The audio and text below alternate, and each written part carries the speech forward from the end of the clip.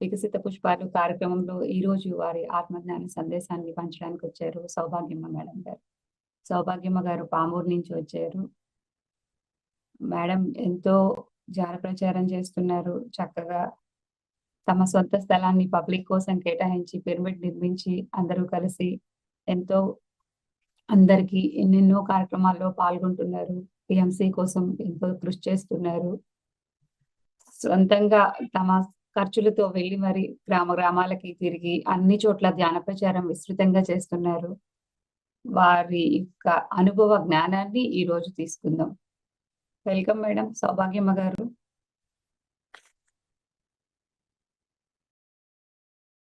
Video ఇంకా ఎక్కువ రావాలి మేడం. నమస్తే అమ్మా. మేడం నమస్తే మేడం. నమస్తే లేదా మేడం. వీడియో బాగుందా మేడం? బాగుంది మేడం, కంటిన్యూ చేయండి. Okay, thank you madam. Anitha madam, ఈ పిఎంసి డిజిటల్ ఇంత చక్కగా మీరు ఏర్పాటు చేసినందుకు, ఈ జూమ్ను నడిపిస్తున్నందుకు మీ అందరికీ, మీ టీం అందరికీ కూడా నా కృతజ్ఞతలు. ముందుగా జగద్గురువు, మనందరి గురువు, పిరమిడ్ సొసైటీ అధ్యక్షులైనటువంటి పత్రిజీ గారికి నా ఆత్మ ప్రణామాలు. అమ్మ స్వర్ణమాల పత్రి మేడంకి నా ఆత్మ ప్రణామాలు తెలియజేస్తూ, మరి ఈరోజు నా అనుభవాలని మీ అందరితో పంచుకుంటాను. మరి ఈరోజు నేను చెప్పే విషయాలన్నీ కూడా ఏ పుస్తకంలో చదివినవి కాదు, నా జీవితం అనే పుస్తకంలో నేను నేర్చుకున్నవన్నీ కూడా మీ అందరికి నేను తెలియజేస్తాను. నేను 2010లో ధ్యానంలోకి వచ్చానండి. నేను ఒక పల్లెటూరులో పుట్టి పెరిగిన ఒక స్త్రీని. నాకేమి ఎక్కువ చదువు లేదు. చిన్నప్పటి నుంచి ఏ భగవద్గీత, ఏ పుస్తకాలు అనేవి మేము ఎప్పుడూ చదవలేదు. అయితే ఈ ఆరోగ్యం బాగలేక అనారోగ్యం కారణంగా ధ్యానంలోకి వచ్చాము. 2010లో ధ్యానంలోకి రాకముందు ఒక 10 సంవత్సరాలు నేను రోజు 3 టాబ్లెట్లు వేసుకునేదాన్ని. ఇంకా మా వారికి అయితే సైనస్, వారానికి 600 మందులు. మా అబ్బాయికి ప్రతిరోజు నేను 7 రకాల మందులు వేసి నిద్రవచ్చేవాడిని అబ్బాయిని. ఇంకా మా పాప నెలకు ఒకసారి హాస్పిటల్. కానీ నేను ఈ విషయాలన్నీ కూడా ప్రతిరోజు దైవానికి చెప్పేదాన్ని. అంటే దైవం ఎక్కడుందో నాకు తెలియదు, అయినా సరే ప్రతిరోజు ఈ విషయాలన్నీ ప్రతిరోజు దైవంతో మాట్లాడుకోవటమే నేను చేసిన పని. ప్రతిరోజు అలా ఈ విషయాలన్నీ కూడా, నా బాధలన్నీ కూడా బయట చెప్పేదాన్ని కాదు, దైవానికి ప్రతిరోజు చెప్తూ ఉండేదాన్ని. తర్వాత ఇంకొక మాట అనుకునేదాన్ని, ఈ పామూరులో 40,000 మంది జనాభా ఉన్నారు, నా ఒక్కదానికి ఇన్ని కష్టాలా? నలుగురు ఇంట్లో ఉంటే నలుగురికి జబ్బులు అని అనుకునేదానండి. మా బిజినెస్ బాగా ఉండేది, సెంటర్లో బిజినెస్, రోజు లక్షల వ్యాపారము. ఒక 2 గుమస్తాలు ఇంట్లో ఉండేవాళ్ళు ఎప్పుడు. అలా మా వ్యాపారం బాగా ఉంది. చూసే వాళ్ళకి ఏమనిపించేదంటే, అబ్బాయి వీళ్ళ బిజినెస్ ఎంత బాగుంది, 3 పువ్వులు, మరి మన ప్రాపంచిక భాషలో 6 కాయలు అనేవాళ్ళు. ఇప్పుడు ఈ ఆధ్యాత్మిక భాష వచ్చే వరకు సారోళ్ళు ఏమంటున్నారంటే 3 పువ్వులు 36 కాయలు అంటున్నారు సారోళ్ళు. మనం అదే అనుకుందాం, సారోళ్ళు చెప్పిందే అనుకుందాం మనం. అలా మా బిజినెస్ చూసే వాళ్ళకి చాలా బాగుండేది. కానీ అందరం మందులు వేసుకుంటేనే ఉదయాన్నే లేసేవాళ్ళం. తర్వాత నా పరిస్థితి అయితే ఎప్పుడైనా 3 టాబ్లెట్లు మర్చిపోయామనుకోండి, ఇంకా ఉదయాన్నే లేయాలంటే కష్టం అనమాట. నేను చెప్పేదాన్ని దేవుడికి, స్వామి ఏమి 10 సంవత్సరాల నుంచి టాబ్లెట్లు వేసుకుంటున్నాము, ఈ టాబ్లెట్ల నుంచి నాకు ఇంకా విముక్తి లేదా, ఇంకా వేరే మార్గమే లేదా, ఇది ఎలా అని ఎప్పుడు దేవుడికి చెప్తూ ఉండేదాన్ని. ఎవరికి, మా ఇంట్లో మా అమ్మ నాన్న వాళ్ళకి ఎవరికి చెప్పేదాన్ని కాదు, బయట చెప్పేదాన్ని. అదైతే ఎందుకంటే ఇక్కడ మన ఈగో దెబ్బతింటది. అంటే ఇప్పుడు ధ్యానంలోకి వచ్చాక తెలిసింది, ఈ అహంకారము ఇవన్నీ వదిలేయాలి అని. అప్పుడు తెలియక బయట చెప్తే జనాలు ఎగతాళి చేస్తారేమో అని ఒక భావనతో ఎవరికి చెప్పేదాన్ని కాదు. దైవం అయితే ఇంకా మనల్ని ఏమనదు కదా, అందుకని దేవుడికి పదే పదే పదే చెప్పేదాన్ని. తర్వాత మాకు సెంటర్‌లో షాప్ గాని, ఇల్లు గాని ఏమి లేవు. అది కూడా కొంచెం కష్టం అనిపిచ్చేదండి. అది కూడా చెప్పేదాన్ని. మేమున్నది బాగా పెద్ద ఇల్లనమాట. అయితే సెంటర్‌లో కదా! నేను ప్రతిరోజు ఉదయాన్నే పైన బట్టలారేయటానికి వెళ్ళినప్పుడు అనుకునేదాన్ని. బాగుంటదండి బిల్డింగు చాలా బావుంటది. అయితే అనుకునేదాన్ని. ఇంత ఇల్లయితే బాగుండు. ఇంత ఇల్లయితే బాగుండు అని ఎప్పుడూ అనుకునేదాన్ని. నా బాధలన్నీ కూడా దైవానికి చెప్పేదాన్ని. అలా చెప్తూ, చెప్తూ, చెప్తూ ఏమండి చిన్నప్పటి నుంచి మా అమ్మగారు మాకు పూజలు నేర్పలేదు. ఆమె ఈ పూజ చెయ్యి ఫలితం వస్తుందని ఆమె ఏ పూజలు నేర్పలేదు. పూజ విషయాలు, దేవుడి విషయాలు ఆమె ఎప్పుడు చెప్పలేదు. కానీ ఆమె మాత్రం పూజలు చేసుకునేది. శనివారం, శనివారం జన్మ శనివారాలని మొక్కుందంట. ప్రతి శనివారం ఉండేది. కార్తీక మాసం, మాఘ మాసం, ఇంకా శ్రావణ మాసం ఇంక చెప్పేదేముందండి ఆమె చేసుకునేది కానీ, మాకెప్పుడు ఇది చెయ్యి, పూజ చేయండి అని చెప్పేది కాదు.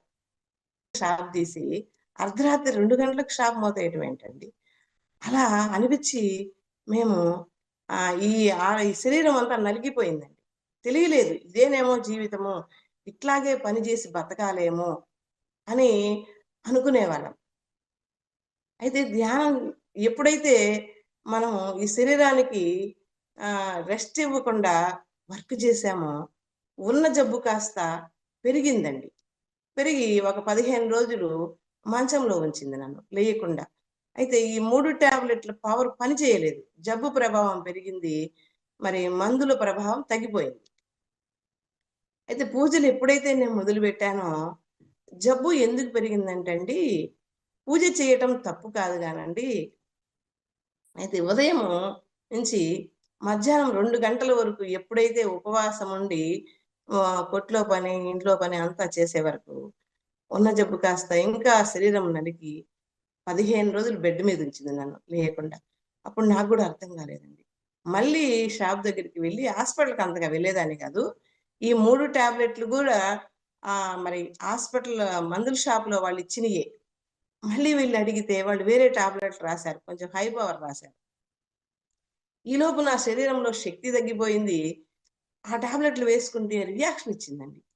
ఇంకా రియాక్షన్ ఇస్తే ఇంకా దైవం దృష్టి పెరిగింది. ఇంకా ఆ రియాక్షన్ ఇస్తేండి ఆ టాబ్లెట్ లోపల వేసుకోగానే వెంటనే మనకు ఎక్కడైతే మెత్తటి శరీరాలుంటాయో అవన్నీ గూడా పుండ్లు పడిపోయాయండి. ముందు 2 పెదాల మీద ఇంతింత లావున పుండ్లు పడి ఒక నెల రోజులు మళ్ళీ ఆ పుండ్లు తగ్గడానికి టాబ్లెట్‌లు వేసుకుంటే గాని అవి తగ్గేవి గాదండి. నేను ఇంకా రియాక్షన్ ఇచ్చింది నాకు అర్థమైపోద్దండి ఆ టాబ్లెట్ వేసుకోగానే. వెంటనే అండి మందు పవరు. అయితే ఎప్పుడు వెంకటేశ్వర స్వామి నామాలు చెప్పుకునేదాన్ని. ఎన్ని నామాలు చెప్పుకున్నా, ఎంత దైవాన్ని కోరుకున్నా, మన కర్మలనేవి ఎవ్వరు తీసుకోరండి. ఈ సత్యం తెలియలేదండి. ఏమో దైవాన్ని కోరుకుంటే మన కర్మలు పోతాయని మన ప్రాపంచిక భాషలో మన భావన. అయితే అట్లా దేవుడు, దేవుడు, దేవుడని దైవంతో ఉండేదాన్ని నేను. తర్వాత నన్ను మంగళగిరి ఎన్ఆర్ఐ హాస్పిటల్‌కి తీసుకెళ్లారు. తీసుకెళ్తే వాళ్ళు 5 రోజుల్లో నా జబ్బు ప్రభావాన్ని తగ్గించి ఇంటికి పంపించేశారు. వాళ్ళిచ్చిన మెడిసిన్ పవరు ఒక 15 రోజులు పనిచేసింది.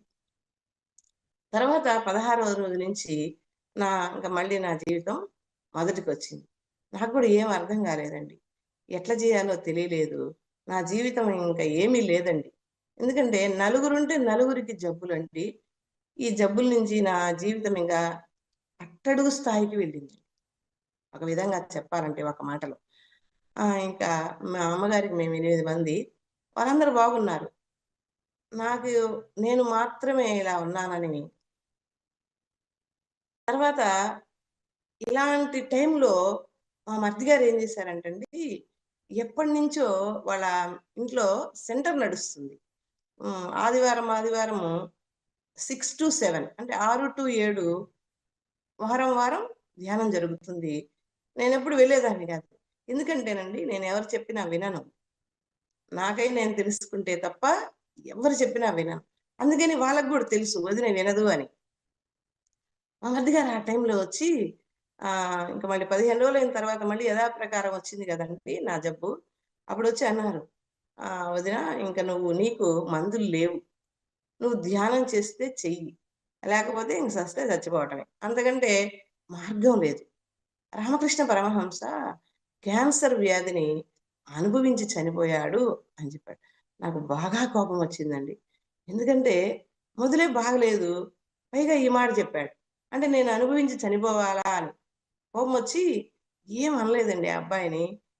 మౌనంగా ఉన్నా. ఎందుకు ఇలా మాట్లాడుతున్నారు వీళ్ళు? నా జబ్బు తగ్గపోబట్టి కదా ఇలా అనటం అని మెదలకుండా ఉన్నా. కోపం బాగా వచ్చింది. కానీ ఆ టైంలో ఎందుకో అబ్బాయిని ఏమి తిట్టలేదు నేను. మామూలుగా ఏదో తిట్టే స్వభావం నాది. తిట్టలేదనమాట. అయితే వెళ్ళిపోయారు. మాకప్పుడు పిరమిడ్ లేదండి. పామూరులో పిరమిడ్ లేదప్పుడు. అయితే ఒలేటివారిపాలెం రాజ్యలక్ష్మి మేడము కందుకూరు వెళ్ళే రూట్‌లో పైన పిరమిడ్ కట్టిందండి. వీళ్ళప్పుడప్పుడు పౌర్ణమి ధ్యానానికి వెళ్తూ ఉంటారు అందరూ. పవన్ గారు, రమణయ్య సారు, అల్లురయ్య గారు, ప్రభాకర్ గారు వీళ్ళందరూ ఆటో తీసుకొని వెళ్తుండేవాళ్ళు పౌర్ణమికి అట్లా. అయితే నాకు చెప్పారు. ఆమె వాళ్ళు అప్పుడు గూడా మా మరిది గారు మా సెంటర్‌కి రా అని పిలవలేదు.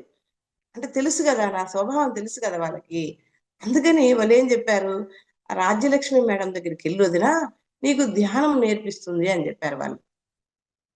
సరే ఇంక తప్పదు గదండీ! మందులకు తగ్గలేదు. నేను గూడా ఫిక్స్ అయిపోయినా.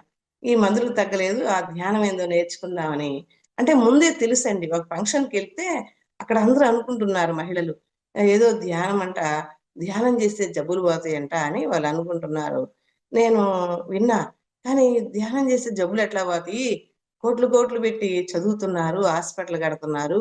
ఊరికి కళ్ళు మూసుకుంటే జబ్బులెట్లా పోతాయని నేననుకోని మనసులో నవ్వుకున్నానండి. అయితే చూడండి, అప్పుడు నా దాకొస్తే గాని తెలీదండి. అప్పుడు మేడం దగ్గరికి వెళ్ళా. ఒలేటివారిపాలెం మేడం దగ్గరికి వెళ్ళాలంటే, మా ఆయన నాకెంత డబ్బయినా ఇస్తారు గానీ, ఆయన వెంట రాడు.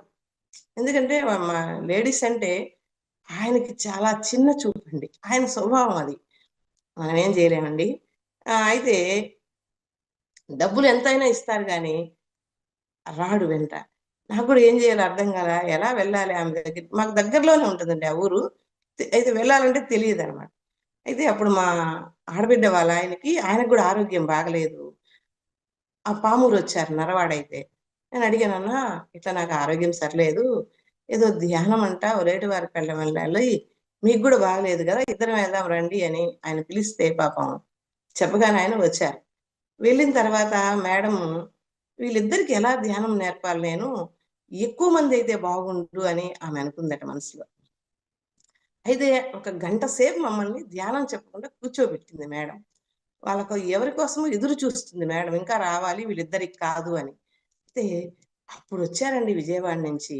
ఒక బసేసుకొనొచ్చారు ఒక గంటలో జనాలు. వస్తే మేడం ఆనందం ఆనందం గాదు. ఆమె ఏదైతే అనుకుందో వీళ్ళిద్దరికి ఎలా ధ్యానం నేర్పాలి? ఎక్కువ మందికైతే బాగుంటుంది సామూహిక ధ్యానం అని అనుకుంది ఆమె మనసులో. అప్పుడు అందరిని కూర్చోబెట్టండి ఒక గంట సేపు ధ్యానం నేర్పితే, నాకు ఆ గంటలో ఏం జరిగిందంటే, జబ్బయితే పోలేదు గానీ, తల బరువెక్కటము, వెంటనే తల తేలికవ్వటము. అట్లా 2, 3 సార్లు జరిగిందండి. అప్పుడు నాకది బాగుందనిపిచ్చింది. ఏదో తల బరువెక్కింది, తర్వాత తేలికయింది. ఏదో చాలా బావుందబ్బా ధ్యానం అని, ఆమె గంట సేపు ధ్యానం జేపించి పంపించేసింది. ఏం జెప్పలేదు మేడం గూడా. నన్నేమి అడగలేదు. నీకేం బాగాలేదని గూడా అడగలేదు మేడం. తర్వాత ఇంటికి పంపించిన తర్వాత నేనండి ఆ ధ్యానంలోనే నాకర్థమైందండి. అయితే ఇది ఇట్లా కాదు. ఎక్కువ సేపు ధ్యానం చెయ్యాలి. 5 గంటలకు షాప్ తీయగూడదు. 5 గంటలు అంటే అండి ఫస్ట్ నుంచి ఆయన డబ్బు వెంట పడడండి. 9 గంటలకే వస్తారు బయటికి.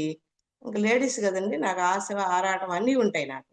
మరి 21,000 బాడుగ, ఇద్దరు గుమస్తాలు. 9 గంటలకు తీస్తే షాప్ ఎలా అని, నేను 5 గంటలకు తీసేదాన్ని. 9 వరకు ఉండేదాన్ని నేను. గుమస్తాల నుండి. వాళ్ళొస్తారు 6 గంటలకి.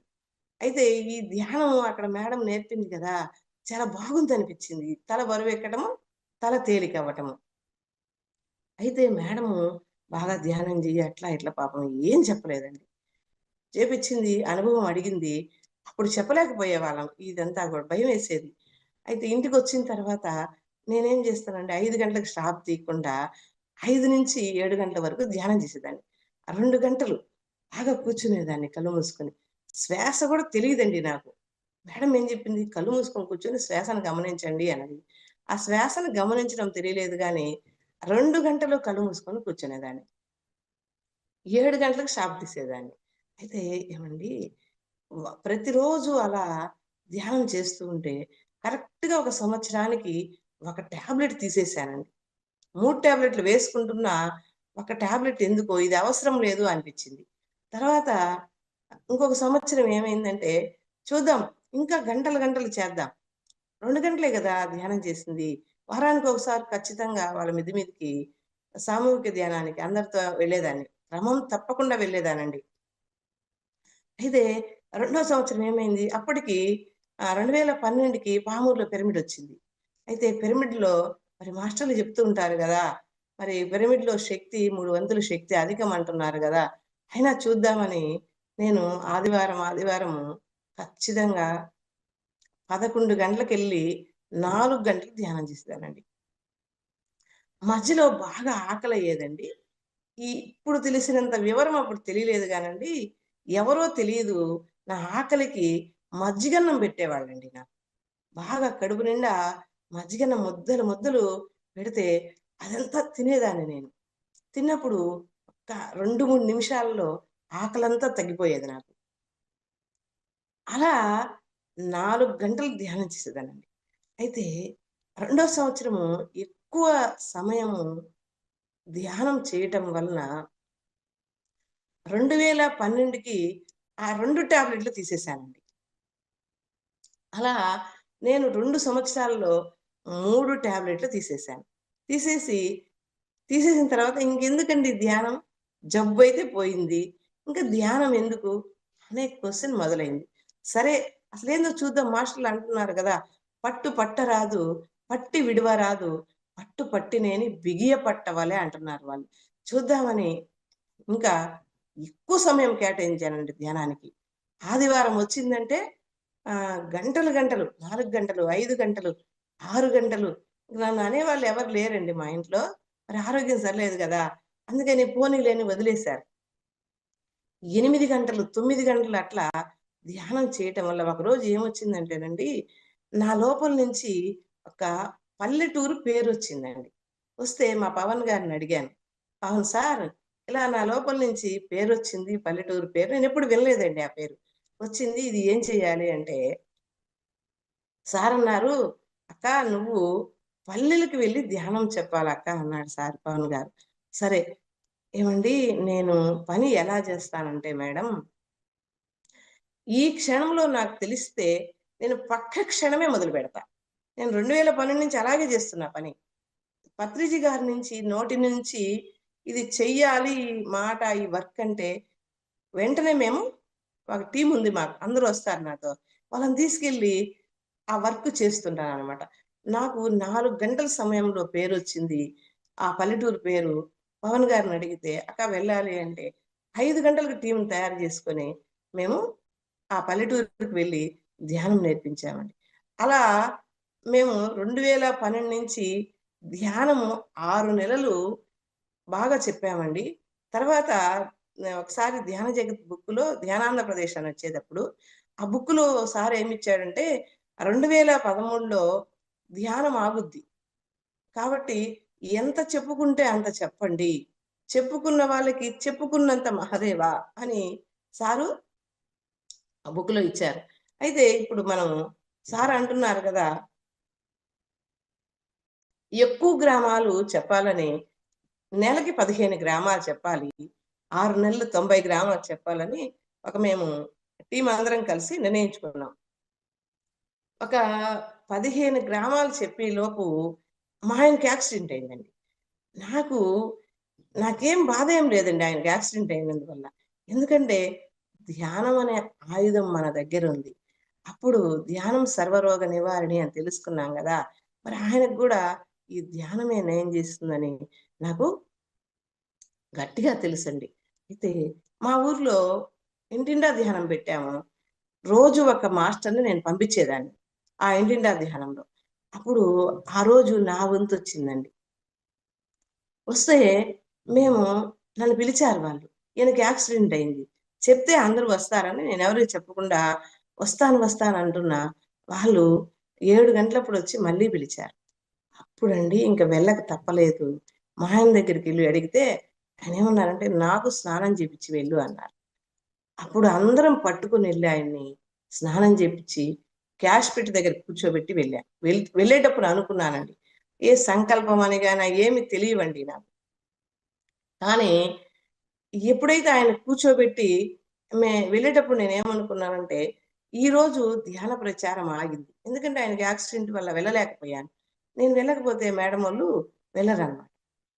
అంటే అప్పుడు టీమ్ లీడర్‌ని నేను. ఇప్పుడు అందరం కలిసి పనిచేస్తున్నాం.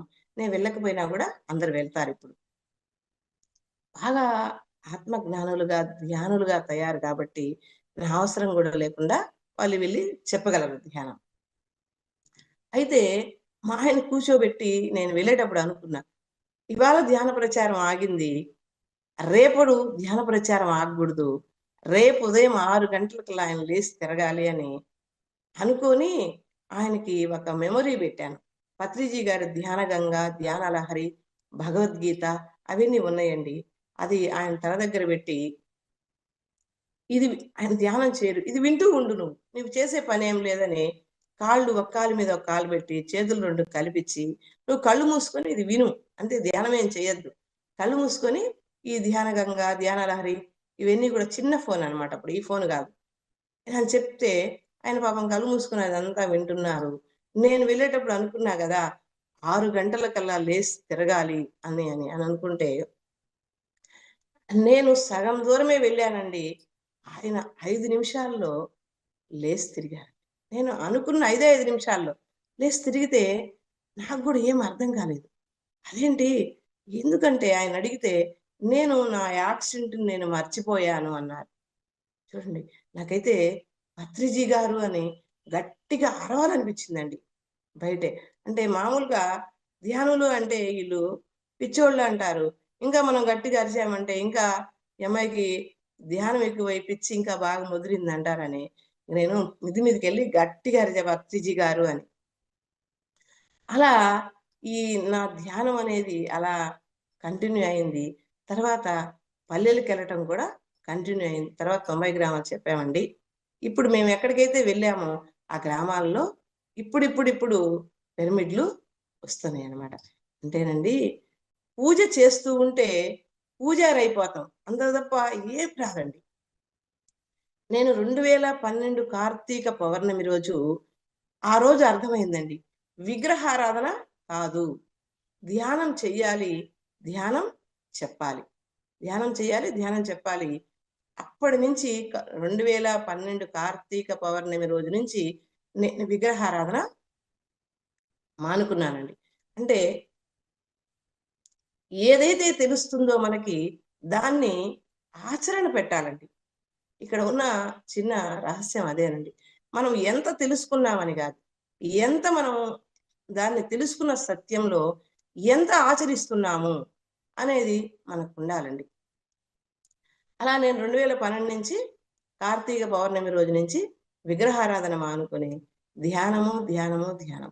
అయితేనండి ఇక్కడ మనకి మాస్టర్లు చెప్తూ ఉంటారు గదా! ఇప్పుడు ధ్యానము మనము వచ్చిన కర్మను తగ్గించుకున్నాం. ఇంకా ఉన్నాయి. మన బుట్టలో ఈ మాస్టర్లు మీరు వినే ఉంటారు. ఈ సంచిత కర్మలు, ఆగామి కర్మలు, ప్రారబ్ధ కర్మలు ఇవన్నీ ఉంటాయి కదా! ఈ కర్మను పోగొట్టుకున్నాము. ఇంక రావనేమేమి లేదండి. ఇంకా సంచిత కర్మలు ఇంకా ఉంటాయి. మన కర్మలన్నీ చాలా ఉంటాయి. అయితే మళ్ళీ ఇంకొక కర్మ వచ్చింది. వస్తే నాకు గూడా అర్థం కాలేదు. ఏంటబ్బా! మళ్ళీ వచ్చింది. మరి ధ్యానం ద్వారా జబ్బులన్నీ పోతున్నాయి అంటున్నారు గదా! మరి ఎందుకొచ్చింది మళ్ళీ? అని ఆ వచ్చిన జబ్బుని నేను ఒక మంచి ఆలోచన ద్వారా పోగొట్టుకున్నానండి. అంటే ఒకసారి ఈ జబ్బు డాక్టర్ల దగ్గరికి వెళ్లి ఎలా చెప్పాలో గూడా తెలీదండి. ఒక మంచి ఆలోచన. మా ఇంటి దగ్గర ఒక అబ్బాయికి 2 కిడ్నీలు చెడిపోయాయి. 4 నెలల అబ్బాయికి 2 కిడ్నీలు చెడిపోయాయి. చెడిపోతే నాకు తెలిసింది. అప్పుడు మనకు తెలిసిన సత్యం ఏంటి? ధ్యానం సర్వరోగ నివారణి. దైవము బయట కాదు, మన లోపలే ఉన్నాడు అని నాకు సత్యం అర్థమైంది. అయితే నేను రోజు 5 గంటలకు ధ్యానం చేస్తాను కదా! అప్పుడు నేను ఏమి అనుకోకుండానే నాకు ఒక ఆలోచన వచ్చింది. ఆ అబ్బాయిని తీసుకొచ్చి మన ఒళ్ళో కూర్చోబెట్టుకొని పిరమిడ్‌లో కూర్చొని గంటలు గంటలు ధ్యానం చేస్తే ఆ అబ్బాయికి కిడ్నీ జబ్బు తగ్గుతుంది అని ఒక మంచి ఆలోచన వచ్చింది. ఆలోచన చేశాను అంతే. నేనింక వాళ్ళ ఇంటికి వెళ్లి అడగలేదు. మధ్యాహ్నం వెళ్లి వాళ్ళ ఇంటికెళ్ళి అడిగాను. వాళ్ళైతే బాబును మనకి ఇవ్వలేదు.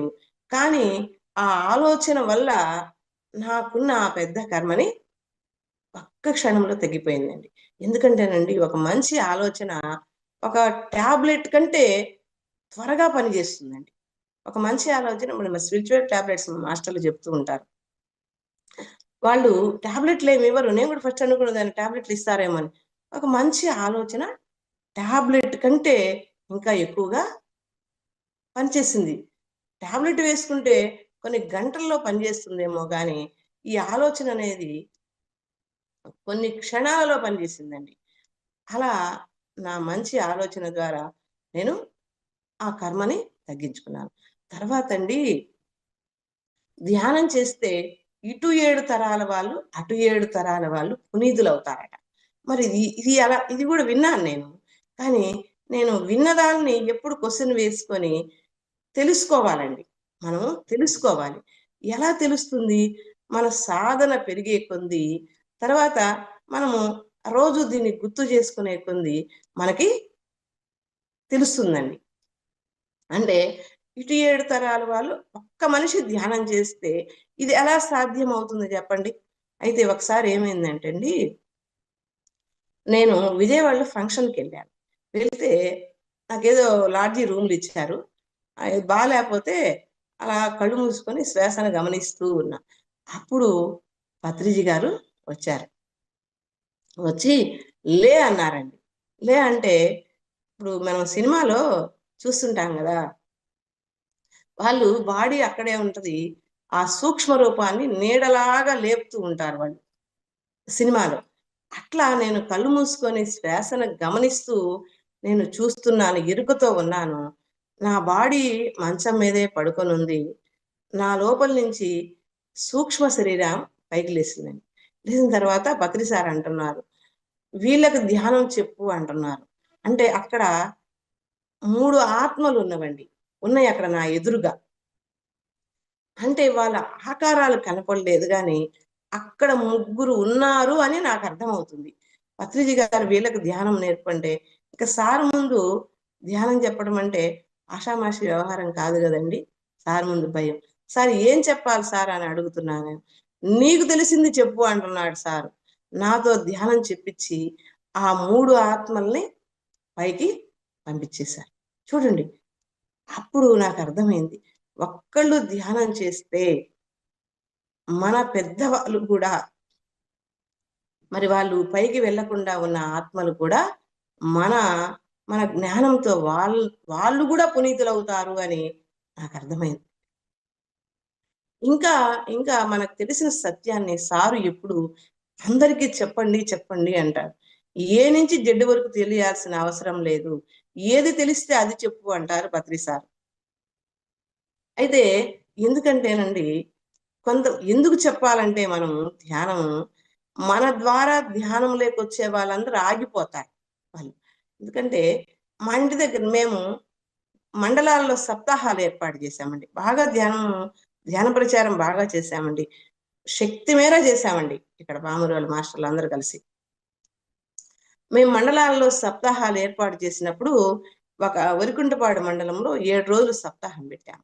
నేను ఒకామె కొత్తగా వస్తుంది. నాకు ఎవరైతే కొత్త వాళ్ళు కనపడతారో, వాళ్ళకి నేను ఖచ్చితంగా ధ్యానం నేర్పిస్తా. వాళ్ళు చేయకపోని ధ్యానం గురించి లాభాలు అవన్నీ చెప్తూ ఉండేదాన్ని. అయితే వాళ్ళమ్మాయి పిరమిడ్‌కొస్తే నేను చెప్పాను, "మేడం మీరు ధ్యానానికి రండి. వరికుంటపాడ మండలంలో 7 రోజులు సప్తాహం ఏర్పాటు చేశాము." చూడండి, సప్తాహం పవర్ ఏంటో మీకు అర్థమవుతుంది. అంటే బాగా బతిమిలాడానండి. మళ్ళీ ఇంటికి వెళ్లి గూడా చెప్పాను. చెప్తే వాళ్ళ అమ్మాయి ఏం చేసిందంటే, వాళ్ళ అమ్మని పిలిచి, అమ్మ ఆంటీ బాగా బతిమలాడుతుంది, ఉరుకుంటపాడు మండలం ఉరుకుంటపాడులో సప్తాహం ఏర్పాటు చేశారట, నువ్వు వెళ్ళమ్మా, కనీసం నేను వెళ్ళకపోయినా నువ్వైనా వెళ్ళు ఆంటీతో అని ఆమె చెప్పింది. ఆమె 7 రోజులు ఈ ఉరికుంటపాడు మండల సప్తాహానికి వచ్చిందండి నాతో కంటిన్యూగా 7 రోజులు మిస్ కాకుండా. ఆమెకి అంతకుముందు డాక్టర్లు థైరాయిడ్, గర్భసంచి కణితలు ఈ 2 ఉన్నాయమ్మా, నీకు ఆపరేషన్ చేయాలి, మీరు టైం చూసుకొని రాండి అని వాళ్ళు చెప్పారు ఆమెకి. అయితే నాకు ఇదంతా తెలియదు, తర్వాత చెప్పింది ఆమె మేడము. మేము ఆమెని వారం రోజులు కంటిన్యూగా ఆ మండల సప్తాహానికి తీసుకెళ్ళాను. తీసుకెళ్తే ఆమెకి థైరాయిడ్ పోయింది, ఆ గర్భసంచి కణితులు పోయాయండి. తర్వాత ఆమె ఏ డాక్టర్ అయితే ఆమెకి మరి ఆపరేషన్ చేయాలని చెప్పారో మళ్ళీ అక్కడికి వెళ్ళి ఆమె మళ్ళీ అన్ని రిపోర్ట్లు తీసుకుంది. తీసుకుంటే వాళ్ళు ఏం అవసరం లేదని, ఏమి చేయించుకోలేదండి. తగ్గిపోయాయి, థైరాయిడ్ పోయింది, 2 పోయినాయి.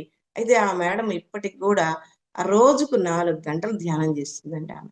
ఆమె చెప్తుంది, నా ధ్యానం నన్ను ఇలా రక్షించింది. చూడండి, ధ్యానం రక్షతి రక్షిత. ధ్యానాన్ని ఎవరైతే రక్షిస్తారో ఆ మన చేత రక్షింపబడిన ధ్యానము మనల్ని రక్షిస్తుంది. మేడము సాయిబాబా గుడిలో ఆమె సేవ చేయటానికి వెళ్తుంది. గురువారము అందరినీ కూర్చోబెట్టి 20 నిమిషాలు వాళ్ళు ధ్యానం చేపిస్తారు. కాబట్టి ఆమెకి అంతకు ముందే 30 మంది చెప్పారట ధ్యానానికి రమ్మని. కానీ ఆ 30 మంది ధ్యానం చెప్పిన మేడం రాలా. నేను 31వ దాన్ని నేను ధ్యానం గురించి ఆమెకి చెప్తే, అంటే నా ద్వారా ఆమె రావాలండి. మన ద్వారా వచ్చే వాళ్ళందరూ ఆగిపోయినప్పుడు మళ్ళీ చెప్పడానికి మనం ఇంకో జన్మ తీసుకోవాలి. అందుకని ఈ తెలిసిన సత్యాన్ని మనం అందరికీ చెప్తూ ఉండాలండి. ఫోన్ ద్వారా కావచ్చు, తర్వాత మన చుట్టాలకి, వాళ్ళకి ఫోన్ ద్వారా కూడా నేర్పించచ్చండి. మనము ఎవరైతే మన ఇంటికి వస్తుంటారో వాళ్ళకి ధ్యానం నేర్పాలి. ఈ ధ్యానం అనేది మనం ఎంత చెప్తూ ఉంటే అంత ముందు మనకే లాభం వస్తుందండి, చెప్పిన వాళ్ళకే. ఎందుకంటే మనము ఇప్పటిదాకా ఏం చేశాము, మనం విగ్రహారాధనలో ఉన్నాం. విగ్రహారాధన ఎలా అంటే మనం ఇంకా దైవం మీద డిపెండ్ అవటం. స్వామి నువ్వే తగ్గించు, నువ్వే నన్ను రక్షించు అని ఎప్పుడు కూడా మనం తెలియనప్పుడు కోరుకున్నాం దైవాన్ని. తెలిసింది కాబట్టి ఇంకా మనం మనతో మనం ఉండాలి. ఎందుకంటే భగవద్గీతలో కృష్ణ భగవానుడు సర్వధర్మాన్ పరిత్యజ్య మామేకం శరణం వ్రజ, అహం త్వా సర్వ పాపేభ్యో మోక్షయిష్యామి మా శుచః. మా శుచః అంటే శోకించకు అని. మామేకం శరణం వ్రజ అంటే మన ఆత్మను మనము శరణు వేడుకోవాలి, మన ఆత్మతో మనము శరణు కోరుకోవాలి. అహంత్వ అంటే నేను నిన్ను సర్వ పాపాల నుండి ఎప్పుడు రక్షిస్తాడు, ముందు మన ఆత్మతో మనం అనుసంధానమై ఉంటే అప్పుడు పరమాత్మల నుండి సహాయం అందుతుంది. అంటే సర్వధర్మాన్ పరిత్యజ్య అంటే సర్వధర్మాలను త్యజించి, అంటే ఇక్కడ మనకు ఈ కుటుంబాన్ని, పిల్లల్ని, భర్తని, భార్యని వదిలేయమని కాదండి. ఇక్కడ మనకు ఆకలేస్తుంది, అన్నం తినాలి, శరీర ధర్మము. మనకు నిద్రొస్తుంది, నిద్రపోవాలి, అది కూడా శరీర ధర్మమేనండి.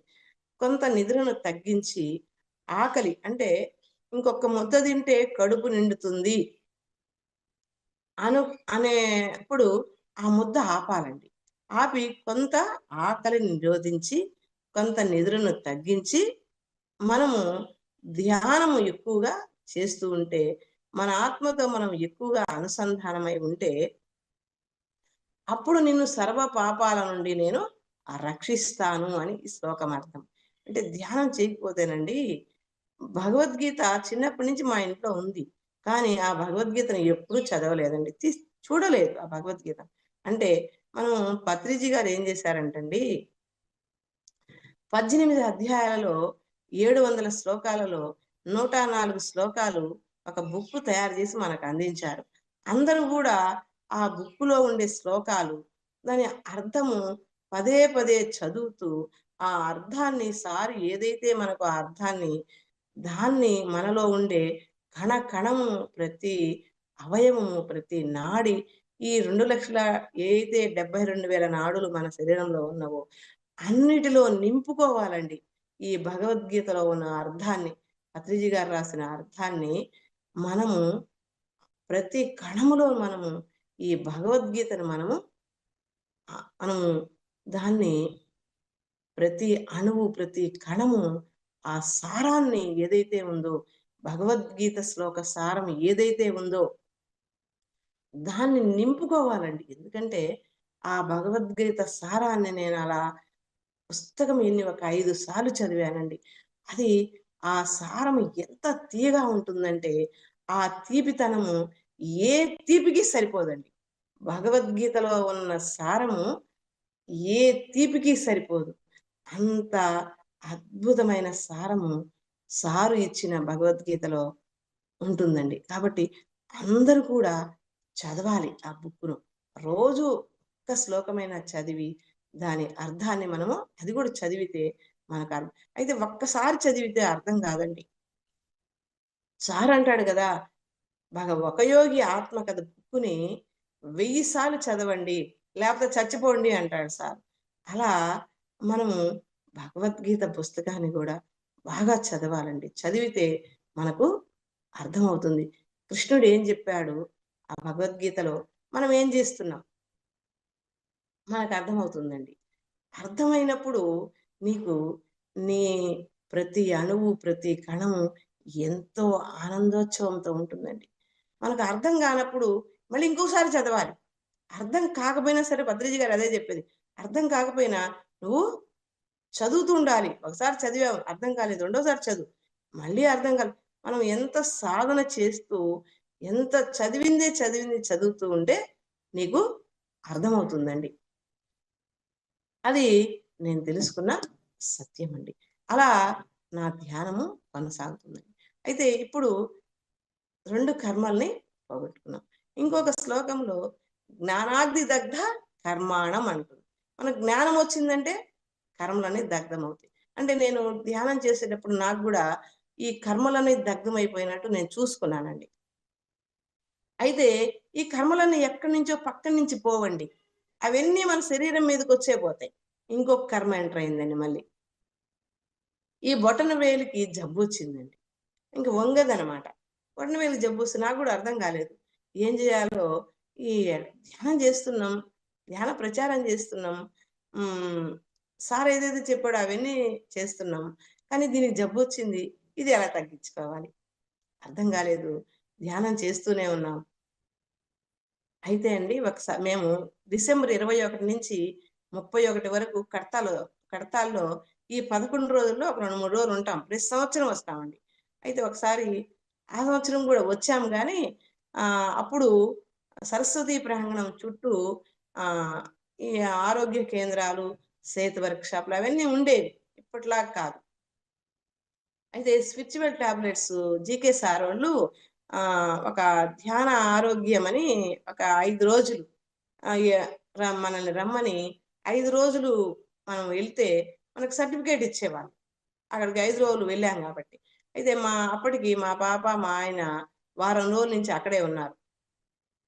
ఆ సంవత్సరం పత్రిజీ గారు 7 రోజులు మౌన ధ్యానం, 7 రోజులు సామూహిక ధ్యానం అని పెట్టారు.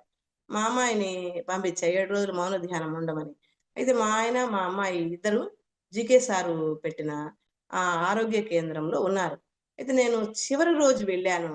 ఆ రోజు చూద్దాము మేడమోళ్ళు ఏం చెప్తున్నారో విందామని అక్కడికెళ్తే నేను వెళ్ళే వరకు మేడము 5 వేళ్ల కాన్సెప్ట్ చెప్తుంది మేడం. స్పిరిచ్యువల్ టాబ్లెట్స్ మేడము 5 వేళ్ల కాన్సెప్ట్ చెప్తుంది. 4 ఏళ్ళు అయిపోయాయి. నాకు బొటనవేలు కదా నాకు బాలేంది. మేడం ఏం చెప్తుంది బొటనవేలు దగ్గరకొచ్చింది మేడం. మేడం ఏమన్నదంటే, "బొటనవేలుకి జబ్బు వచ్చింది అంటే, నువ్వు చేయవలసిన పని ఏందో ఉంది తెలుసుకో" అంది మేడం. నాకు ఆనందం అనిపించింది. నాకు కావాల్సింది ఇక్కడ దొరికింది అని. ఏవండీ మన ధ్యాన సొసైటీలో ఎవరికి ఏది కావాలంటే అది దొరుకుద్దండి. అయితే మనము కొంచెము వెతుక్కోవాలి. మాస్టర్లు చెప్పే క్లాసులన్నీ శ్రద్ధతో వింటూ ఉంటే, వాళ్ళలో నుంచి మనకు కావాల్సింది వస్తుంది. అన్నది మేడం అంది.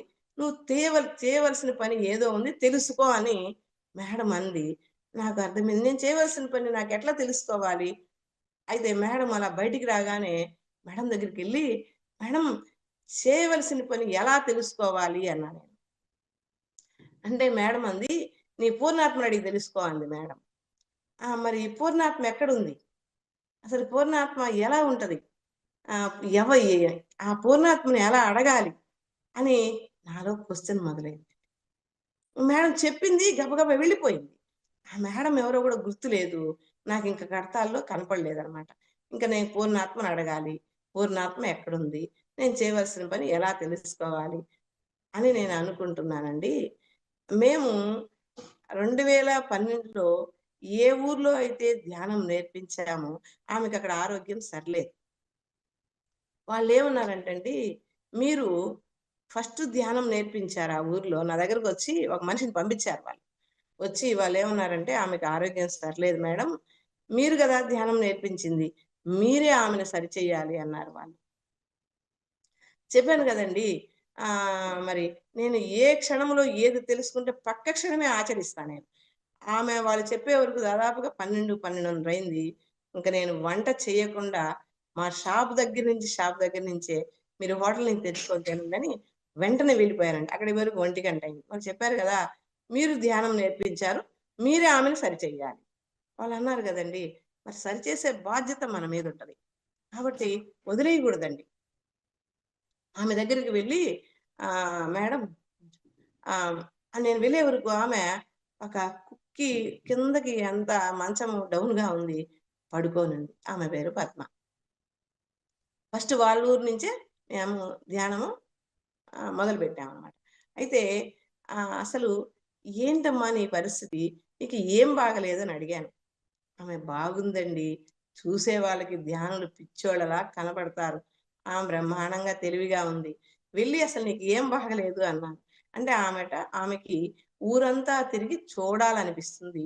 ఆమె అంతా తిరిగి చూస్తుంది. చూసి ఈ ప్రకృతిలో ఉన్నదాన్ని, ఆ ఆనందాన్ని ఆస్వాదిస్తుందామె. ఇస్తుంటే ఈ ప్రజలు చూసే వాళ్ళకేమైంది? ఆమె ఎప్పుడు తిరగదు గదా! అందుకని ఈమెకి పిచ్చి పట్టింది అని వాళ్ళు నన్ను తీసుకెళ్లారు. ఆమెను పిలిచి పద్మ" అన్నా. లేసింది. ఆమె అసలు ఏ స్థితిలో ఉందని నేనడిగాను. అప్పటికి నాకు గూడా ఆకలవుతుందండి. "అమ్మ నాకు ఆకలైతుంది. అన్నం పెట్టు" అన్నానామె. ఆమె అంది, "మేడం అన్నమైతే ఉంది. కూర లేదు" అంది. సరే చెయ్యండి కూరంటే, కూరగాయలు లేవంటే ఎదురుగా షాప్ ఉంటే నేను తీసుకొచ్చి ఇస్తాలే అని ఇద్దరం వెళ్లి కూరగాయలు తెచ్చి ఆమెతో కూర చేపిచ్చి ఇద్దరం తినేసామండి అన్నం. ఈలోపు వాళ్ళ ఆయనొచ్చాడు. ఎందుకంటేనండి ఆ ఊర్లో మేము ₹1,00,00,000 ప్రాజెక్ట్ కట్టాలనుకున్నాం వాళ్ళ ఊర్లో. పవన్ గారు అలా డిజైన్ చేశాడనమాట. అక్కడికి నందప్రసాద్ గారొచ్చి అంతా చూసి ఓకే చేశారు. అంతకుముందు. వాళ్ళేం జేశారంటే భార్యాభర్త వాళ్ళకున్న బంగారాన్ని బ్యాంకులో పెట్టేసి, ఆ డబ్బు తెచ్చి ఎకరా పొలం కొన్నారు వాళ్ళు. కొన్నారు గానివ్వండి వాళ్ళు కూలి చేసుకునేవాళ్ళు. అయితే ఇంక వాళ్ళ దగ్గర డబ్బు లేదు. బాగంతా చదును జేపిచ్చి, చుట్టూ చెట్లేసి చక్కగా వాళ్ళు ధ్యానం చేస్తూ అన్నీ చేస్తున్నారు. అయితే అక్కడ ఆగిందండి. ఈ వర్క్ ఆగింది. అయితే ఈలోపు మేము అన్నం తినేలోపు వాళ్ళ ఆయనొచ్చారు. మేము అంతకుముందు అన్ని ఊర్లకు చుట్టుపక్కల గ్రామాలకు వెళ్ళి డబ్బంతా ఒక డోర్ టు డోర్ తిరిగి 3,00,000 కలెక్షన్ చేసి వాళ్ళకిచ్చాం. కట్టేదానికి. ₹1,00,00,000 ప్రాజెక్ట్ అన్నారు గదా! ముందు కొంచెం డబ్బు ఇచ్చాం వాళ్ళకి. ఇస్తే వాళ్ళు ఆ డబ్బుతో 14 పిల్లర్స్ వేశారు వాళ్ళు.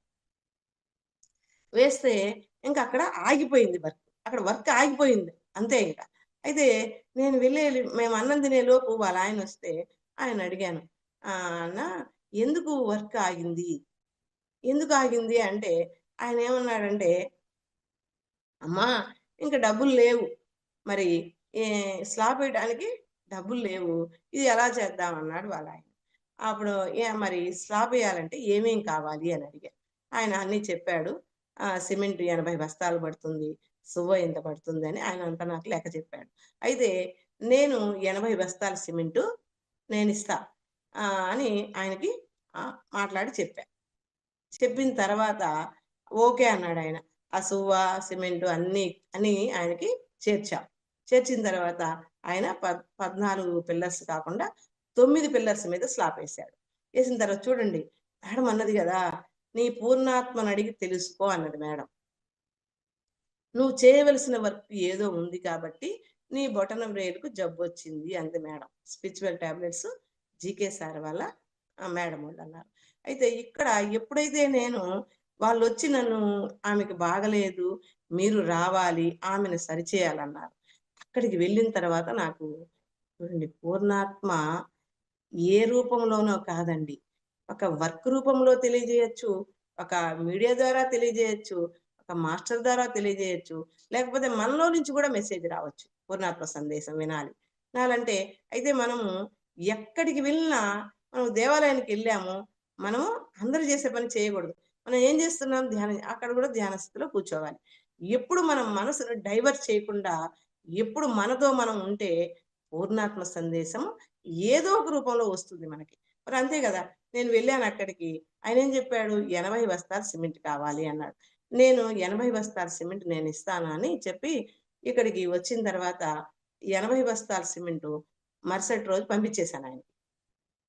సో అన్ని పంపించాం స్లాబ్ వేయమని. ఎప్పుడైతే ఈ 80 బస్తాల సిమెంట్ నా ద్వారా వెళ్ళిందండి, నా బొటన వేలు మంచిగా వచ్చింది, జబ్బు పోయిందండి. చూడండి, అంటే ధ్యానం మనం వదలకూడదండి. ధ్యానము వదలకూడదు.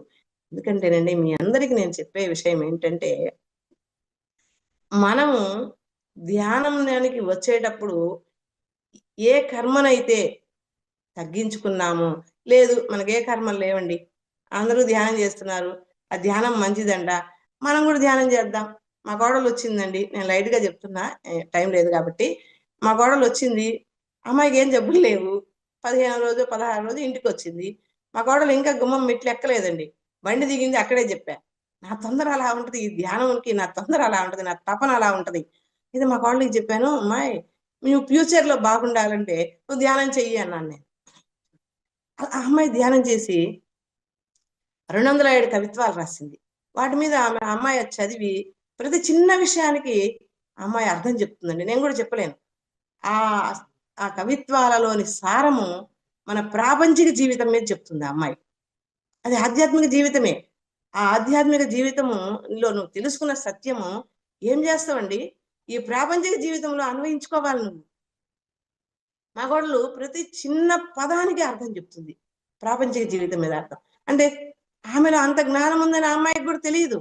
ఎప్పుడైతే నువ్వు శ్వాసను గమనిస్తూ నీతో నువ్వు ఉంటావో, నీలో ఉన్న జ్ఞానం ఏదైతే ఉందో అది నీకు అర్థమైపోతుంది. అలా ఈ బొటన వేలు నాకు వచ్చేసింది, బ్రహ్మాండంగా వచ్చేసింది. చూడండి, పూర్ణాత్మ సందేశము ఏ రూపంలో అయినా వినొచ్చు అని నాకు అర్థమైంది. మరి మేడం వాడు చెప్పినప్పుడు మనము ఏదైనా తెలుసుకోవాలంటే దాని యొక్క అర్థం మనలోనే ఉంటదండి, ఎవరిని అడగాల్సిన అవసరం లేదు. నువ్వు ప్రతిరోజు ధ్యానం చేయి, నీకు ఏదో ఒక రోజు అది నీకు కార్యరూపం దాలుస్తుంది. ఒక పని రూపంలోన, ఒక మాట రూపంలోన, ఒక మీడియా ద్వారా నీకు పూర్ణాత్మ సందేశాన్ని వినొచ్చు. ఎక్కడో ఉండదండి పూర్ణాత్మ, మనలోనే ఉంటదని నాకు అర్థమైన విషయం అండి ఇది. అలా ధ్యానం చేస్తూ, ధ్యానం చేపిస్తూ, మేడం టైం అయింది మేడం, థ్యాంక్ యూ మేడం. ధ్యానం చేస్తూ, ధ్యానం చేపిస్తూ అంటే మెసేజ్ చెప్తున్నా కదా, ఒక్క నిమిషం మేడం అయిపోయింది. అంటే నేనేం చెప్పేది ఏంటంటే, మనం ఏదైతే ఏ సత్యాన్ని అయితే తెలుసుకున్నామో ఆ తెలుసుకున్నది ఒక్కటే కావచ్చు, ఆ సత్యంతోనే మనం ఉండాలి చివరి వరకు. మనం ఈ శరీరంలో నుంచి మన జీవాత్మ ఏదైతే ఉందో వెళ్ళిపోయేంత వరకు ఇంకా పక్కన ఎన్నో ఉంటాయి, అవన్నీ కాదు. నువ్వేదైతే తెలుసుకున్నావో ఆ సత్యంతోనే మనం జీవించినంత వరకు ధ్యానం చేస్తూ, ధ్యానం చేపిస్తూ, నువ్వు తెలుసుకున్న సత్యాన్ని అందరికి చెబుతూ నువ్వు ఆచరించాలండి. ఆచరిస్తేనే మనకు దాని ఫలితం అర్థమవుతుంది. ఆచరించకపోతే ఎలా తెలుస్తుందండి? ఎంత గట్టిగా చెప్పలేవు. మా మేడం వాళ్ళు అంటారు, మేడం మీరేంది ఇంత గట్టిగా చెప్తారేంటి ధ్యానం గురించి అంటారు వాళ్ళు. తెలుసుకున్న సత్యాన్ని గట్టిగానే చెప్పాలండి, ఎక్కడైనా సరే గట్టిగానే చెప్పాలి. నేనైతే గట్టిగా చెప్తా అందరికి, ధ్యానం చెయ్యండి, ధ్యానం వల్ల ఈ లాభాలు అని. ధ్యానం చేస్తూ, ధ్యానం చేయిస్తూ అద్భుతంగా మన జీవితాలను మనము ఆనందంగా ఉంచుకోవచ్చండి. ఎందుకంటేనండి, ఆనందానికి డబ్బుకు సంబంధం లేదండి. డబ్బు డబ్బే, ఆనందం ఆనందమే. ఈ రెండిటికి నేనండి నేను పెద్దగా చదువుకోకపోయినా ధ్యానం ఎప్పుడైతే గంటలు గంటలు చేసి అందరికి చెప్పటం వలన నాకు ఎంత జ్ఞానం తెలిసిందండి. డబ్బుకు ధ్యానానికి డబ్బుకి ఈ ఆనందానికి ఎలాంటి సంబంధం లేదు. ఆనందం ఆనందమే, బ్రహ్మానందమే. డబ్బు పక్కన పెడదాం. డబ్బు దేనికి? మన అవసరాలకి అంతే. మన అవసరాలకే కదండి డబ్బంతా. కాకపోతే మనం ఎంత డబ్బు సంపాదించినా ఆనందం దొరకదండి. ఆ డబ్బు ₹1,00,00,000 వచ్చింది ఒక ప్లేస్ అమ్మితే. ఇక్కడ పెట్టాము ₹1,00,00,000. ఆ ఒక్క క్షణమే ఆనందం.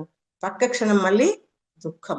నువ్వు ఎప్పుడైతే ధ్యానం గంటలు గంటలు చేస్తావో నీ లోపల ఉన్న ఆనందాన్ని నువ్వు బయటకు తెచ్చుకుంటే డబ్బు ఉన్నా లేకపోయినా నీ ఆనందం ఆనందమే. ఎందుకంటే ఒక యోగి ఆత్మకథలో యోగానంద పరమహంస గారు కొన్ని క్షణాలు ఆనందలోకాలకి వెళ్ళొస్తాడు వెంటనే. అలాంటి అనుభూతి నాకు కలిగిందండి. నేను ధ్యానం గంటలు గంటలు చేస్తే. ఎందుకంటే ముందు నాకు అనుభూతి వచ్చింది. తర్వాత బుక్ చదివాను. నాకొచ్చిన అనుభవము, అక్కడ రాసిన గురువులు రాసిన అనుభవము 2 ఒకటి కావాలండి. ఒకటయింది. ఇప్పుడు నాకు డబ్బు ఉందా లేదా పక్కన పెడదామండి. కానీ ఆనందం మాత్రము నా లోపల నుంచి ఏదైతే అనుభూతి చెందానో ఆనందం అలాగే ఉంటుందండి. నాకు అర్థమైంది విషయం అదే. డబ్బుకి ఆనందానికి సంబంధం లేదు. కాబట్టి ధ్యానం గంటలు గంటలు చేసి ఆ బ్రహ్మానందాన్ని మనం బయటికి గాని తెచ్చుకుంటే మన లైఫ్ అంతా గూడా, మన జర్నీ అంతా గూడా గమ్యాన్ని చేరుతుందండి. Okay masters. Okay madam. ఒక 2 నిమిషాలు ఎక్స్‌ట్రా తీసుకున్నా madam. Yeah! Thank you madam. మీ అనుభవ జ్ఞానం చాలా అద్భుతంగా చెప్పారు. ఇంకా ఉన్న సమయంలో కుదించి మేడం కవితలు రాస్తారు, జూమ్ సెషన్ రన్ చేశారు కోవిడ్ టైమ్ అప్పుడు. చాలా అద్భుతమైన వ్యక్తి అండి. ఈరోజు మనకి రావడం మనందరి అదృష్టం. చలపతిరావు గారు మాట్లాడండి సార్. Good morning madam. అందరి గురు జగద్గురు బ్రహ్మర్షి పితామహ పత్రిజీ గారి దంపతులకు ఆత్మ ప్రాణం మేడం. ఈ రోజు సెషన్ చాలా బాగుంది మేడం. సౌభాగ్యమ్మ మేడం గారి సెల్ నెంబర్ కొద్దిగా ఇవ్వండి మేడం. అలాగేనండి. చాట్ బాక్స్ లో మేడం పెట్టేస్తాను. చెప్పండి. 800 okay 85 okay 68 okay 523. 523. Thank you madam. మాది మాచర్లండి. మిమ్మల్ని ఓకే. ఈసారి వచ్చినప్పుడు పామూరు వచ్చినప్పుడు కలుస్తాం మేడం. కలవండి sir. Thank you master. Thank you అమ్మా. చాలా అద్భుతంగా చెప్పారు. అసలు ఏది ఎక్కడ ఎలా తీసుకోవాలి, ఎలా ఉండాలి అన్నది డబ్బు కాదు ముఖ్యం. ఆరోగ్యం ఎలా తెచ్చుకోవాలి, ఆనందం ఎలా తెచ్చుకోవాలి అన్నది అద్భుతంగా వివరించారు. Thank you so much. IPhone మాట్లాడండి మేడం. నమస్తే మేడం. నమస్తే మీరు మేడం. చాలా బాగా ఇన్‌స్పైర్ చేశారు మేడం. మాది కనిగిరినే. సో, ఫస్ట్ పాయింట్ మీరు ఫస్ట్ చెప్పారు చూడండి, దేవుడికి పూజలు చేసేదాన్ని అనేసి. నేను షిరిడి సాయిబాబాని బాగా ట్రీట్ చేస్తాను. నా గురువు నాకు ధ్యానాన్ని చూపిచ్చారు. సెకండ్ మీరన్నటువంటి ఆహ్, పరమాత్మతో కనెక్టివిటీ వస్తుంది. మనం ఎక్కువ సేపు మెడిటేషన్ చేస్తే అనేది నౌ ఐ ఫీల్ ఇట్.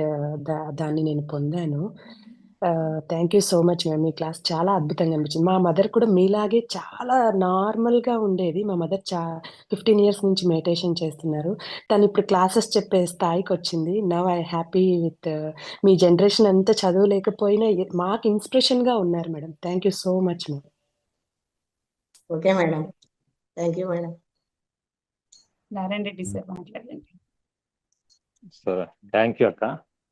నమస్తే సార్. నమస్తే. మాకు అక్క పామూరులోనే ఉండేవాళ్ళం. సంచలనం ఆమె వేగాన్ని చూసి అందరూ బిత్తపడిపోయింది.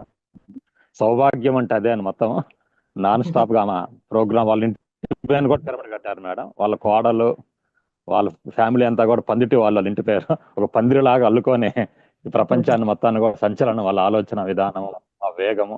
ఆ పక్క మరిది, ఈ పక్క వదిన అనమాట. వాళ్ళ ఇంట్లో ఆ పక్క రాదు ఈ పక్క రారు ఇద్దరు. ఆ మరిది వదినలతో ఆయన అధ్యక్షుడు. వాళ్ళ వినయము, వాళ్ళ వేగము. సౌభాగ్యం అంటే అదే అని సౌభాగ్య లక్ష్మి రావమ్మ రావమ్మ అన్నట్టు అది ఆటోమేటిక్ గా వచ్చేసింది. ఆ పామురికి ఆ పాము ఇచ్చుకున్నది సహస్రార కలమంతో ప్రపంచం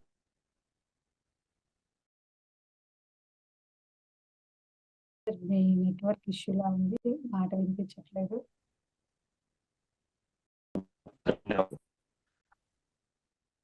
థ్యాంక్ యూ సార్. భారతి గారు మాట్లాడండి మేడం. నమస్తే మేడం. నమస్తే మేడం. నమస్తే మేడం.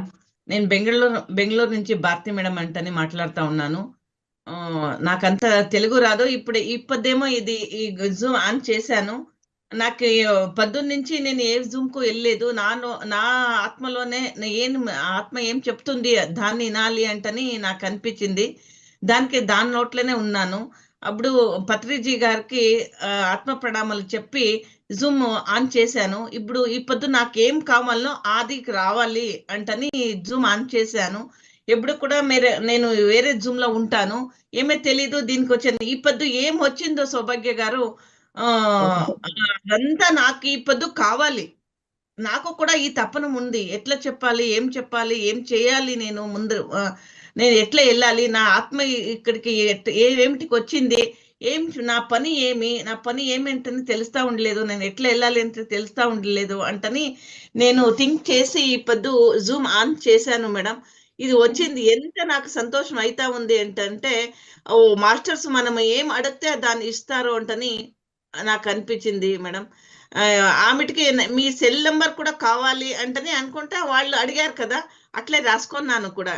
మీరంతా మనకు ఉంటే మనము కూడా మీ అట్లనే వెళ్తాం మేడం.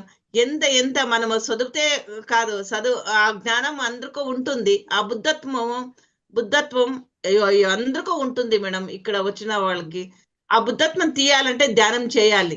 ధ్యానం చేస్తేనే ఈ బుద్ధత్వం బయటికి వచ్చేది. ఆ పొగ ఉంటుంది పైన, లోపల ఆ అగ్ని కూడా ఉంటుంది. అగ్ని మనకి కనిపించాలంటే ధ్యానం చేయాలి, పొగ వెళ్ళిపోతుంది. అట్లా ఉంటుంది మేడం. అది నిర్దేశం మీరే. ఇదంతా మనకి తెలిసినాక మనం ఏం చేయాలి, మన దాంట్లో అందరి దాంట్లో పత్రిజీ ఉన్నారు. ఇప్పుడు ఆనాపానసతి ధ్యానం నేర్పించే పత్రిజీ గారికి నేను ధన్యవాదాలు, ఆత్మ ప్రణామాలు. వాళ్ళ కుటుంబంకి ఇక్కడ జూమ్ లో ఉండే వాళ్ళ ఆత్మ ప్రణామాలు మేడం. థ్యాంక్ యూ ఎంత ఉంటుంది. Thank you madam. ఎప్పుడైనా నేను ఫోన్ చేస్తాను, ఏమైనా కావాలంటే అడుగుతాను మేడం. అడగండి madam. Thank you madam. Thank you madam. Masters Soubhagyamma గారి అనుభవాలు ప్రతి ఒక్కరికి అనుభవమే. ఆవిడ చేస్తున్నటువంటి ఆ తపన ఉన్న ప్రతి ఒక్క పిరమిడ్ మాస్టర్ సేవలో ఉన్నారు. ఆవిడ సేవాదల్కి కన్వీనర్ గా కూడా ఉన్నారు. ప్రతి ఒక్కరూ ధన్ ఎలా చేయగలిగితే ఎవరమైనా మన ఇదితో మనం కూడా అలా చేసి మన ఆత్మోన్నతి కోసం ఇంకా అభివృద్ధి చెందుదాం. Thank you madam. Thank you so much. ఈ వీడియో మీ అందరికీ నచ్చింది అనుకుంటున్నాను. సౌభాగ్యమ్మ గారు, మీకు మరొకసారి హృదయపూర్వక ధన్యవాదాలు. మరి వీడియో నచ్చితే ఏం చేయాలో నేను చెప్పాల్సిన పని లేదు. మరి కొత్తగా ఇది చూస్తున్న వాళ్ళు ఎవరైనా ఉన్నట్లయితే పిఎంసి డిజిటల్ ని సబ్స్క్రైబ్ చేసుకోండి. యూట్యూబ్ లోకి వెళ్ళి వీడియోని లైక్ చేయండి. ఈ అనుభవాలని అందరికీ పంచుదాం. ఇది కూడా ఒక సేవే అన్నమాట. ఎలా ప్రచారం చేసినా ప్రచారమే. ఇప్పుడు ఈ క్లాస్ అయిపోయిన తర్వాత వెంటనే పక్కన పల్లెటూళ్ళకి వెళ్ళి క్లాసులు చెప్పడానికి రెడీ అయి వెళ్ళిపోతారు. ఇంటి పని, సేవ రెండు మధ్య మార్గంలో జీవిస్తూ అందరికీ ఆదర్శంగా ఉన్నారు. ఇంత అద్భుతమైన అవకాశాన్ని ఇచ్చినటువంటి మనందరి గురువు, జగద్గురువు, మన బ్రహ్మర్షి పితామహ పత్రిజీకి హృదయపూర్వక ధన్యవాదాలు తెలుపుకుంటూ ఈ కార్యక్రమం ఇప్పటితో ముగించుకుందాం.